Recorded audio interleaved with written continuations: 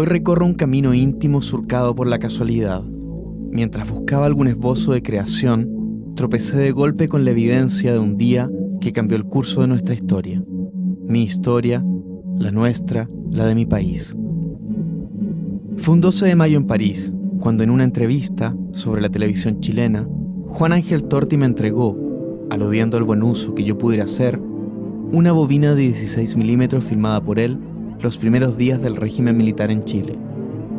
Este acto de confianza, esta herencia guardada y empolvada durante tantos años, reafirmaría mi apreciación de la violencia provocada por la dictadura. El peso de aquellas imágenes descubiertas lo sentía en mi espalda, así como la responsabilidad de encontrar las respuestas jamás buscadas. La necesidad de denunciar una época que no viví desataron las ansias de despertar la historia en su letargo. De esta forma se instaló el desencanto en mí y la urgencia de una reconstrucción. Tenía en mis manos los índices de una época vivida, pero no presenciada. Mi condición de partícipe implícito y de ciudadano no aceptaba aquella masacre de los sueños del porvenir. 13 minutos de silencio desfilaron frente a mí. 13 minutos de historia no oficial. 13 minutos de imágenes que atestiguaban el golpe más duro sufrido por Chile y que fue capaz de romper una reorganización social hasta el desangramiento. Sin ánimos de definir lo que significa dictadura, me animo a enumerar algunas prohibiciones a las que estuvo sometida gran parte de la sociedad chilena a partir del 11 de septiembre de 1973 bajo la represión de Augusto Pinochet. Todas. Lo digo en voz alta para que se escuche y no me remuerda la conciencia, pues en aquel entonces la libertad era un concepto lejano, casi abstracto, que cada chileno asumió como algo que la historia describía en los libros, pero que no podía ser experimentada porque simplemente no existía el derecho. Una a una, como leyendo un libro al revés, pasaron por la pantalla los días 11, 13 y 14 de septiembre de 1973. Este escenario mudo necesitaba la palabra, el discurso de los testigos que respondieran a mis interrogantes. De cómo la luz de la democracia se apagó, de cómo el nuevo régimen había tenido tanto significado, de cómo nuestro cerebro funcionaba en marchas regulares y de cómo la bota militar se impuso en nuestro estandarte infantil, haciéndonos creer que por la fuerza y el rigor militar una sociedad podía subsistir sin levantar la voz.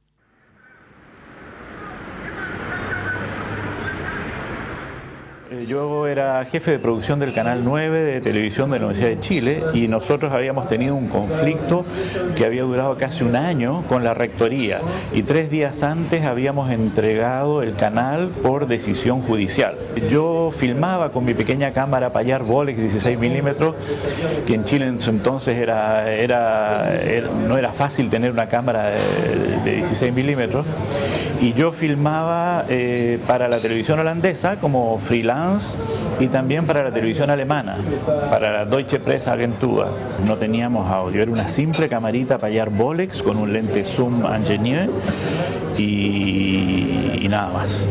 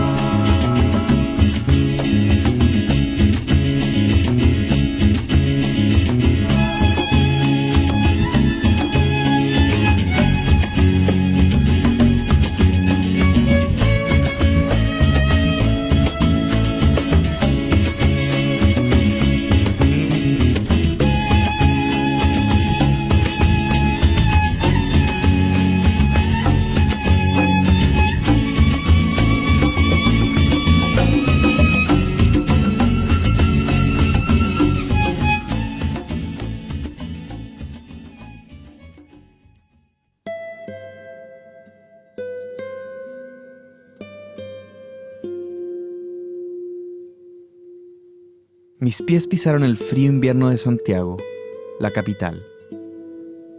Teniendo la certeza de que la sombra de la dictadura ya no oscurecía las calles, fui tras los pasos de aquellos fantasmas que incitaron esta búsqueda. ¿Acaso esta reconciliación?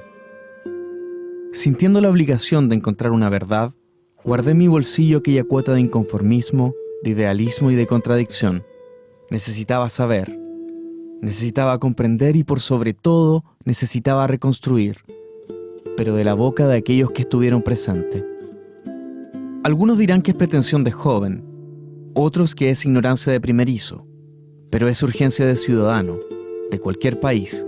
Es urgencia de humano insatisfecho con la oficialidad estatal y que siente que el protagonismo social durante la represión militar fue un privilegio y no un derecho plural. El cuadro grisáceo que componen los edificios configura en el contexto de un Chile dicho democrático. Los rostros pálidos de los santiaguinos se suceden y me siento lejano, casi invisible en medio de la gente, un nortino extranjero en su propia tierra, desorientado y arrancado de sus raíces. Observo con detención y trato de imaginar un país en plena revolución intelectual y política, pero no veo aquel reflejo. No logro encontrar las imágenes del cambio, ni logro escuchar las voces que incitan a experimentarlo. Solo veo publicidad, tarjetas de crédito, malls, consumo. No quiero juzgar los sondeos que sobrevaloran esta tierra y su administración sin antes reconstruir ese 11 perdido, ese septiembre bombardeado, ese 1973 que la historia no me contó. Y aunque intenté entrevistar a personas que hubiesen vivido cerca de los lugares filmados por Torti, desde sus terrazas, desde sus lugares de trabajo o desde sus espacios más íntimos de la conciencia, descubrí con decepción que no todos se atrevían a dar la cara. Las razones del voto de silencio del chileno siguen siendo las mismas: miedo o indiferencia. Los uniformados y bomberos no están autorizados para hablar. Los partidarios del golpe y derechistas no se sienten aludidos. Solo un pequeño grupo aceptó esta experiencia, cuyo único propósito es escuchar una explicación de aquello que no viví, de aquello que golpeó y censuró a la gente común como yo. Aquí les presento mi búsqueda, retratada por las voces de gente que sí lo presenció. Bueno, el día martes del 1973, 11 de septiembre, no era un día cualquiera, porque nosotros ya veníamos como desde el mes de abril, que se venía un golpe. Porque Santiago había vivido en esa época un clima muy duro. Y ese día nosotros siempre llegábamos temprano, yo trabajaba con un asistente de cámara, con Dagoberto Quijada. Llegamos a las 7 al canal. José Miguel Vara, director de prensa, me llama por teléfono y me dice: chico, ándate a La Moneda, porque hay ruido de sable. Yo trabajaba en el centro, en Huérfano con Estado, en toda la esquina. Y ese día yo siempre me iba por Morandé y siento disparo. Yo no le di importancia y pensé que le estaban disparando a las palomas. Cuando en eso yo casi llego a Moneda y venía gente corriendo y me dicen que me tire al suelo, que me devuelva porque se están tomando la moneda. Yo trabajaba en el Ministerio del Trabajo. Yo era secretaria en la subsecretaría del Trabajo, con un señor que era socialista, que se llamaba Augusto Jiménez. Llegué al trabajo, al ministerio, y no alcanzamos más, porque se sintieron ráfagas y los milicos subiendo por las escaleras y haciendo salir a la gente. Bueno, uno llegó a los escritorios urgente a sacar lo que pudiera sacar, que siempre iba a tener cosas comprometidas. Una eran las cosas del gobierno, pero otras las personales. Yo era mirista, yo tenía diarios del Rebelde en mi escritorio, así que todo había que hacerlo desaparecer. Yo había llegado muy tarde a mi casa el día anterior porque había tenido una reunión en la primera comuna del Partido Socialista.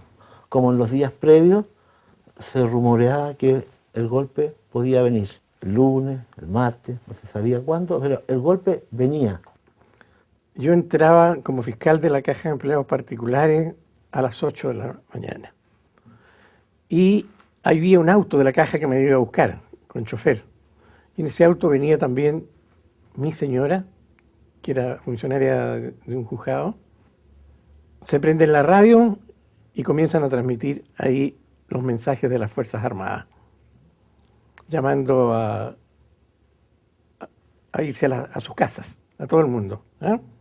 Y ordenando al presidente de la República que se entregara también. Yo era académico de la Universidad Técnica del Estado, salí temprano y ya cuando iba en la micro había comentarios por radio de que había un movimiento de la Marina, ¿no? Ya están dando noticias ya de eso.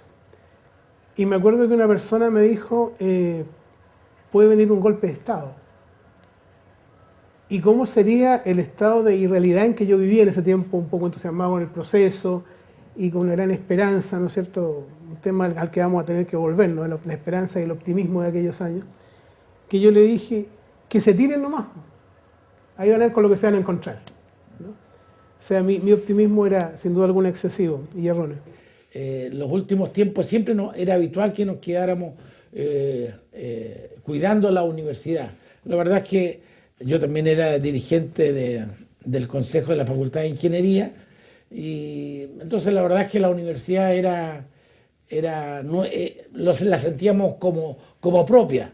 En esa época yo era estudiante secundaria, ¿no? Era pingüina. Estaba en tercero medio, ¿no? Y era dirigente estudiantil de mi colegio. Y llegamos al colegio, entrábamos a las 8 de la mañana, ¿no? Llegamos al colegio y había un paro de estudiantes, ¿no? De derecha. Entonces, en la puerta del colegio me dijeron, no, oye, qué sé yo, hay un paro de estudiantes, qué sé yo, de derecha. ¿Por qué no aprovechamos nosotros de hacer una asamblea de izquierda, ¿no? Yo pertenecía al Partido Socialista, la séptima comuna, ¿no? Que era del sector donde yo estudiaba. La moneda estaba tomada por los carabineros, pero defendiendo la moneda. En ese instante hay una contraorden y los carabineros que defendían la moneda se van a la intendencia. O sea, la moneda queda solitaria, solamente con los GAP, que eran los amigos personales del doctor Allende. Yo pertenecía a la escolta del doctor Allende. Yo en ese entonces era funcionario de investigaciones de la policía. Me levanté rápidamente para dirigirme al Palacio de la Moneda. Me costó bastante llegar, dado el caos de la locomoción. Logré llegar solamente en locomoción hasta alrededor de la estación Mapocho, porque había una muchedumbre muy numerosa que intentaba pasar hacia el centro de Santiago, pero Carabineros no la dejaba pasar. Ya se veía la cosa brava. Se cierran las puertas, a nosotros no nos dejan entrar. A pesar que yo trabajaba en Televisión Nacional, el que estaba adentro era don Augusto Olivares, gran periodista, que era muy amigo del presidente. En un minuto dado se me acerca a mí y a otro compañero en el patio de invierno, el periodista Augusto Olivares. Nos conocía mucho a nosotros por la labor que desempeñábamos y él que siempre andaba acompañando al presidente. Usted sabe que era jefe de prensa de la Moneda. Entonces nos abraza a nosotros y yo lo vi muy desencajado, muy pálido y nos dice, llegó el fascismo, niño, dijo, y esto va a ser terrible. Y nos abrazó. Ya transcurren las horas y de pronto aparecen los tanques por la calle Moneda. Por la calle Moneda, miren, bajan al palacio, los tanques. Toman posesiones, serían las 10, 10 y cuarto, y comienza la gran cueca, compadre. Y en una, cuando dicen, yo escuchaba en la radio, que tanto que se rinda porque vamos a bombardear la moneda. Y después se escuchaba por otra radio a Salvador Allende, que el pueblo salga a la calle a defender al gobierno, a defender el pueblo, que salgan con todo, que salgan con todo. Y bueno, yo también de Copuchenta nos asomamos por la ventana cuando iban a bombardear la moneda. Vi cómo descendían los aviones sobre la moneda, dejaban caer la bomba, se producía la explosión y el avión se levantaba al vuelo de nuevo. Vi 3 o 4 veces ese espectáculo. Yo estaba a 3 cuadras de la moneda. Bueno, pero tuvimos que aguantarnos el bombardeo a la moneda ahí.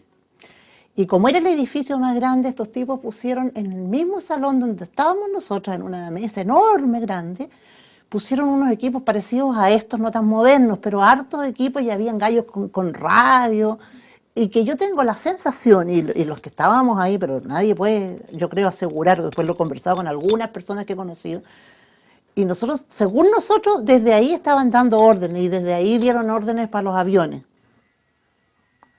Y partieron las primeras bombas, la sala de consejo la partieron, quedó incendiándose todo, la partieron, y yo me quedé aislado hacia el sector que da a la calle Teatinos. Ya no pude regresar más donde estaban el grueso de mis compañeros, donde estaba Allende y los otros personeros. Me quedé aislado en todo un ala que pertenecía a la primera dama, la señora Tenche.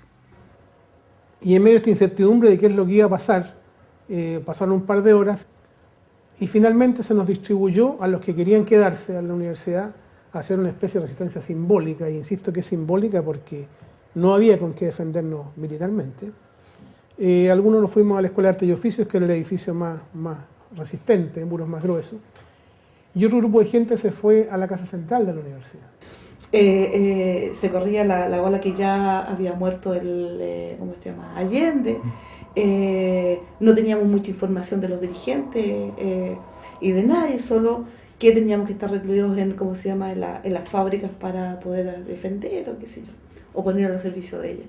Y que en algún minuto iban a llegar armas, qué sé yo, para hacer la defensa de la fábrica, cosas que nunca llegaron, digamos, nunca llegaron. Pero ese día 11, y veíamos cómo pasaban los vehículos, pero soplados por Vicuña Maquena hacia abajo, hacia arriba, los milicos, qué sé yo, todo, y dicen, vienen a llenar. Entonces yo fui y pregunté si concretamente había alguna instrucción al respecto, un plan y armas para resistir. Entonces me dijeron que no tenían esa información. Entonces yo le dije, discúlpenme, yo no puedo estar improvisando aquí con mi vida.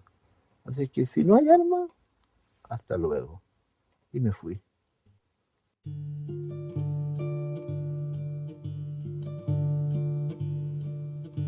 Palabra tras palabra fueron enlazando una historia, la cual se aleja o acerca a aquello que escuché durante muchos años y que cambiaba conforme al narrador y su relato. La población desconcertada durante el golpe se enfrentó al desfile de una milicia que invadió las calles y se apropió de un país sin el consentimiento de la mayoría. Ahora sé que mi indiferencia, y quizás la de muchos jóvenes, no fue omisión sino desconocimiento. Los discursos aprendidos en mi infancia se deforman cuando imágenes y testimonios motivan este inmenso esfuerzo de reconstitución de la otra memoria, no de la oficial, que intento configurar con los archivos de Juan Ángel en aras de la libertad de expresión y sobre todo en aras de la verdad.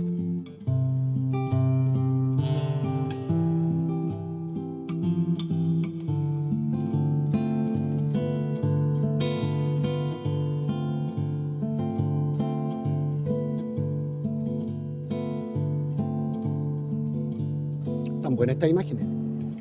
Yo no lo había visto. Primera vez que veo estas imágenes. No había visto imágenes de este tipo tan impactantes, tan claras.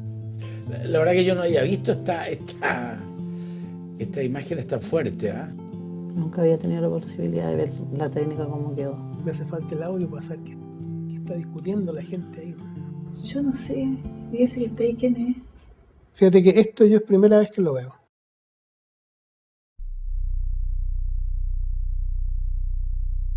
Ahí estoy en el techo de la fábrica esa filmando, al fondo está la Moneda y es un día nublado terrible, muy feo, y ahí pasan los aviones que van a bombardear el Palacio Presidencial.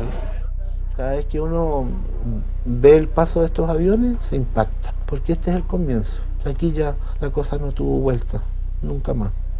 No se escuchan, por tanto, los rockets del estallido que se escuchaba en Santiago bastante claro, ¿no? En esa separación de tiempo, tal como se ve en la película, iba un avión tras otro. Ahí estaba la cárcel, al frente vivía yo. Bueno, después supimos que junto con bombardear la Moneda también bombardearon la casa presidencial de Tomás Moro. Sería más o menos como la una cosa así. Ahí ya se ve humo ya de de las explosiones y del incendio en La Moneda. Los edificios de la Plaza Bulnes, me parecen, y uno de la Intendencia de Santiago. Es que antes era todo tan feo, tan viejo, así con los bombardeos y todo esto, se modernizó todo. No había movilización, así que la gente regresaba a pie a sus casas. Claro, la gente perpleja, ¿no? Ese es el instante de la perplejidad. Había gente que decía que un golpe no teníamos cómo ganarlo nosotros, pero muchos veíamos esas posturas, que eran las realistas a la larga, como pesimismo. El pesimismo estaba fuera de moda. La actitud de las personas era precisamente esa de expectación, de duda, de inseguridad.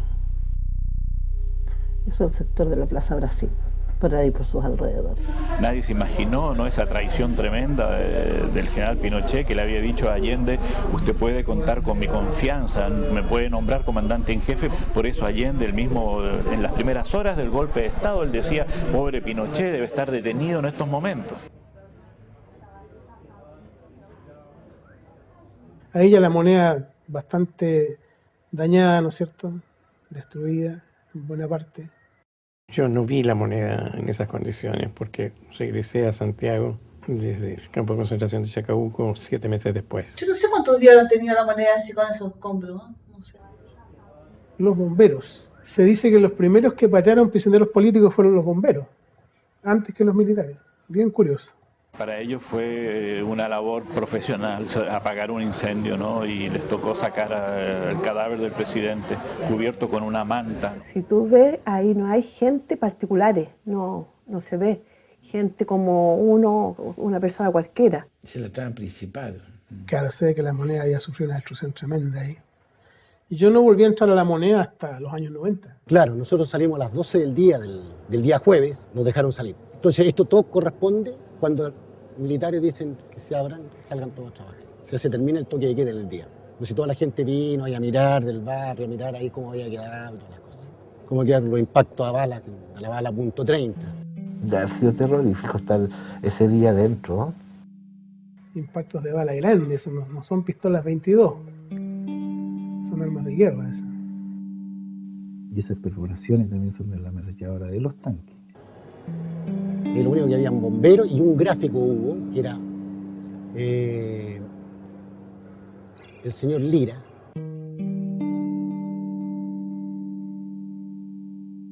Un avión inofensivo ahora. Eso es una imagen así que ha dado la vuelta al mundo, la ventana con las rejas destruidas. Es que estuvo varios días saliendo humo de La Moneda, porque no se podían acercar las bombas. Y uno que otro también, que haya sido contrario al régimen, pero que va a mirar qué pasó, pues, o sea, en qué estado quedó, como una imagen histórica. Como usted ve, el poder de fuego que ellos tenían contra 40 personas en armas era la nada misma, lo que podíamos hacer nosotros. Yo creo que después del golpe ni nos atrevíamos a ir a La Moneda. Era otro Chile, cambió. Era otro estado de ánimo, era otra situación. Yo creo que Allende estaba súper preparado para morir. Yo creo que el discurso lo tenía ensayado en su cabeza muchos días ya. Por eso le salió tan coherente, tan brillante. Creo que él era muy consciente de su papel en la historia. Ahí están los presos arriba de los camiones, ¿no? Los militares los obligan a colocarse boca abajo. Obviamente esta cara de sonrisa de la gente es la cara de los que estaban por el golpe, digamos. ¿Para qué salga yo por ahí? El grueso de la gente está totalmente aterrorizada con esto, sobre todo las poblaciones populares y los barrios, digamos. De Plaza Italia para arriba, obviamente que no. Toda esa gente que se ve ahí es gente trabajadora que estaba contenta con esto. Porque la gente que salía a pelear todas las tardes andaban con cadenas, con armas, con piedras. Esta era una escena frecuente en las calles, que pasaban los camiones con militares con el arma en ristre durante el día y sobre todo las noches. Y si alguien se movía, disparaban de inmediato. A ellos les lavaron el cerebro antes de partir el 11, iban a salvar a la patria. Era la misión que les tenía reservado el señorcito el diosito del cura Boom. tenían que salvar la patria. Y la guerra era contra un pueblo que caminaba así como tú lo estás viendo, pues, desarmado, con signos de interrogación en la cara. ¿Qué pasa? ¿Qué onda? Claro, destrozan todos los edificios que rodean la moneda, ¿no es cierto? Se pueden ver ahí. Yo creo que estábamos perplejos. Los chilenos estábamos perplejos. Hay un libro por ahí que se llama Chile Perplejo. Ese es el instante de perplejidad. Es así que es Morán de 80 veces. 3, 4 días después, los militares llenaron de armas el Palacio de la Moneda y dijeron que en la moneda había armamento, lo que era mentira, había muy pocas armas. Los militares andaban con estos cuellos que los distinguían, según ellos, de posibles tropas rebeldes, ¿no? O sea, favorables a Allende. Y todos esos cuellitos se los regaló la empresa Cafarena al ejército. Vivían preocupados de que hubiera fuerzas militares contrarias, leales al presidente. La gran mayoría, tengo entendido que en épocas de combate como aquella no se pone distintivo por razones obvias de que no maten al comandante. Es claramente una ciudad ocupada militarmente, ¿eh? Como si fuera por un ejército extranjero. Mira, ahí están los tanques. Ese es por la Alameda. Y acá estamos filmando frente al edificio de las Fuerzas Armadas y un oficial nos quiere detener porque hay algunos militares que empiezan a hacer, unos soldados que empiezan a hacer algunas declaraciones.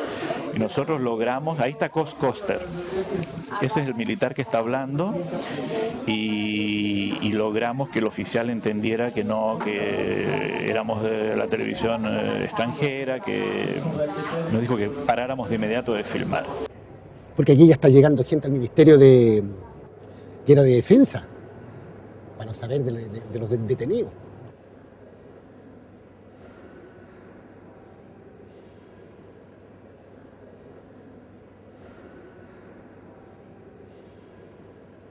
En ese entonces había citronetas, como esa que va circulando ahí, teniendo al fondo la iglesia de San Francisco. La Universidad Técnica del Estado, mi alma mater inmortal. Ahí está la Casa Central bombardeada. Claro, se nota que hubo piezas de artillería que entraron. Mira, el destrozo abajo es increíble. No había nada que resistiera, ¿no es cierto?, los bazucazos que le lanzaron. Milagrosamente no murió nadie allí. Después murieron muchos ya, pero asesinados como presos políticos. Y parece que en una sala de clases estaban reunidos los alumnos, ¿no?, para informarse de lo que estaba pasando, y ahí estaba Víctor Jara, y ahí fue detenido. Nosotros teníamos un amigo camarógrafo de Canal 9, una persona que queríamos mucho, que trabajaba como freelance con nosotros, Hugo Araya, le decíamos el salvaje, ¿no?, porque tenía una gran barba, y él tenía una filmadora, una Bell & Howell, y los militares le dispararon y lo mataron. Ahí mismo se desangró en medio de los estudiantes, no pudieron hacer nada y murió ese día. Mira, las universidades estaban todos armados. Los militares se adelantaron, si no hubiéramos sido los militares que lo hubieran matado a ellos. Hubo tantos sueños en esa casa central. Esta fue la casa central de la UTE, la universidad que yo creo que fue la más cambiada por el movimiento estudiantil de los años 60. Y fue la reforma que primero produjo una comisión de reforma con participación estudiantil, y la verdad es que esta universidad cambió por completo, la cambiamos por completo. La tenían como si fuese de puros terroristas. La gente era combativa, estaba más ligada a la intelectualidad de izquierda la universidad, a los artistas, a los músicos, qué sé yo. En el momento que se está filmando, ya todos los alumnos han sido dominados y detenidos, los que no lograron fugarse. De ahí salían para diversos campos, a las cárceles o al Estadio Nacional. Pero la verdad es que la gente ya no, diría que al día siguiente del golpe ya no discutía, la gente que era digamos, allendista, ¿no?, ni siquiera de partido, ya no sacó más la hoja, por razones obvias, ¿no? Usted sabe que vino después el soplonaje, entonces... No, ese país estaba dividido completamente. Además que se instaba por la televisión, la radio, la prensa escrita, a entregar a los extremistas. O sea, el que estaba en contra del golpe y el que había sido partidario de Allende había que entregar lo que era extremista. Yo estaba preso, así es que de adentro no veíamos todo esto que pasaba en Santiago, no lo sabíamos. Ese es la Plaza de Armas, al frente está el Fernández Concha. Yo no sé a qué se reunirían aquí. Yo creo que quizás mucha de esa gente está tratando de ubicar a sus detenidos, porque como te digo, eran miles, pues. O sea, si ahí eran como cerca de 7.000 personas, o sea, y si cada una a su familiar. Las personas recibían información respecto a sus parientes, porque muchos iban a la comisaría o la unidad militar más cercana a preguntar si estaría detenido, ¿no? O que no aparecía desde el día martes 11. Y entonces a lo mejor allí daban información respecto a los que estaban detenidos o los que habían fallecido. Entonces por eso veo que el desmayo y todo, a lo mejor alguien se está enterando ahí de la muerte de un familiar. ¿Y tú sabes por qué la gente se desmayaba? Por las bombas lacrimógenas. Había que andar con limón, con sal. Sí, en el ambiente quedó, pero el olor... Puta, había hasta discusiones hasta de familiares, hermano contra hermano, primos. Ya no se saludaban. No, fue terrible. Y ese que está ahí con la mano, ese tiene que ser alguien de la DINA o algo así, porque no se me ocurriría a mí estar con la mano así. Típica pinta en los años 70, así las patillas grandes, los bigotes, la chasca. Cuesta expresar lo que quieren decir con las miradas de la gente, ¿eh?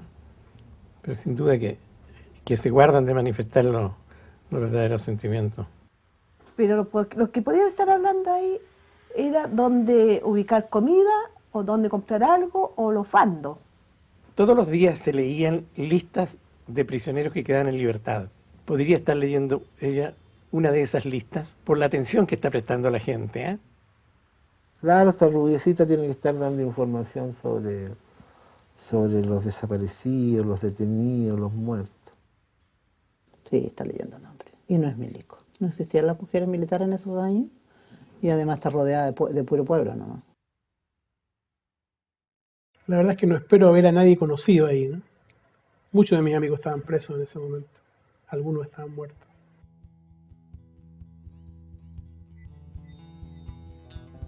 Nunca vi balas ni víctimas, pero me tocó estar cerca de aquellos que intentaron cambiar el rumbo de la inequidad social que durante 17 años de censura marcó a los chilenos. Porque esta, mi historia recreada, aunque sin duda la más verosímil que cualquier otra estudiada en el aula, me abre un espacio y me entrega la capacidad de reinterpretar y solidificar el significado de una época. Comienza mi proceso de rediseño con una tinta indeleble, una historia en donde todos fuimos víctimas, los que apoyaban a la dictadura y los opositores. Pero creo que quienes vivieron en carne propia la desinformación fuimos los jóvenes, porque no habíamos nacido en aquel entonces. El sentimiento de libertad desapareció con las bombas y la destrucción de los símbolos constitucionales, transformándose en un sentimiento de terror y obediencia absoluta ante el verdugo y su totalitarismo. Los esbozos de mi desconocido Chile toman cuerpo. Las frases pronunciadas por los entrevistados me entregan la clave de lo perdido. Un proceso de unidad en donde todo beneficio era distribuido a los ciudadanos. Un país que no temía soñar, un país que tenía conciencia, un país volcado hacia la urgencia humana. Los restos de optimismo y de esfuerzo comunitario se fueron degradando, y durante la dictadura militar solo me tocó ser testigo de una división que fue gangrenando todas las esferas sociales, culturales y políticas. Una división que frecuenta mis recuerdos, devolviéndome así la conciencia de golpe. Yo creo que lo que tu generación se perdió fue uno de esos escasos momentos en la historia, que yo creo que no hay más de 1 o 2 por siglo, en que en el mundo barre una ola de esperanza y optimismo. No más de 2 veces por siglo pasa eso. Lo que no vivieron es esta cosa de tomar una posición política. Antes era muy raro que alguien no tuviese una posición política, salvo los tontos. Pero todos tenían una. Y a los sindicatos se les dio mucho poder. Los sindicatos ponían una bandera chilena y en esa se respetaban y se tomaban esa tienda o se tomaban las fábricas y no había quien los sacara de ahí, porque eran respetados, eran ellos los dueños del país. Y muy poca gente tenía la posibilidad de estudiar, muy poca gente. Entonces, para poder llegar a estudiar en la universidad, tú tenías que ser del partido de Allende o del MIR, para poder llegar. No era porque por tu inteligencia, por tus méritos, como es ahora. Uno era protagonista de su vida y de su historia. Uno podía tener la libertad de pensamiento, de acción y de construcción de su vida. Uno era arquitecto y constructor de su vida. Pero era arquitecto también solidariamente con el resto de sus pares, con el resto de su familia, de su generación. Antes se hacían muchas visitas. Y las visitas llegaban de los parientes o de los amigos a quedarse. Si se llegaba a la hora de almuerzo, se almorzaba. Llegaban los parientes, a veces estaban días en la casa de uno, como nosotros que vivíamos en Talagante, mis tíos vivían un día entero, pero el cumpleaños de mi padre se estaba 2 o 3 días los parientes ahí. Con el gobierno del doctor Allende, que se iba a profundizar toda la cosa social, educacional, previsional, sindical, todos los beneficios para la clase obrera trabajadora, la derecha no lo iba a permitir. Además, lo otro, que se le dio mucho poder a la gente ignorante, lo más ignorante, porque antes había mucha ignorancia, y le dio el poder a esa gente. Por ejemplo, un fondo lo dividían y se lo daban que lo trabajaran los mismos campesinos. Un campesino que no tenía estudio, no tenía plata para comprar semilla, nada, y lo poco y nada que cuando trabajaban con el patrón ganaban y era para tomar. Entonces después se venían con un poco de tierra y eso era lo que salían lo que apoyaban al gobierno. Hasta el golpe habían lugares de Santiago donde se vive una fiesta permanente en la noche. Por ejemplo, frente a la iglesia de San Francisco, estaban los negocios todos abiertos. El Fuentes de Soda, que los periodistas, las mujeres de las bailarinas de los teatros frívolos, llegaban a las 12, 1 de la mañana y seguía la farra hasta el amanecer. Nunca más se oyó eso. A mí no me gusta mucho esto de la memoria por la memoria del recuerdo. No me gusta, ¿no? Más bien siento que la memoria tiene que ver con la construcción futura, cómo existió en alguna época, en algún espacio de tiempo en Chile, posibilidades de sentirse persona, de sentirse creando, de sentirse aportando, de sentirse desarrollando, digamos, en conjunto. Y que eso fue posible, ¿no? Y si fue posible antes, ¿por qué no puede ser posible mañana?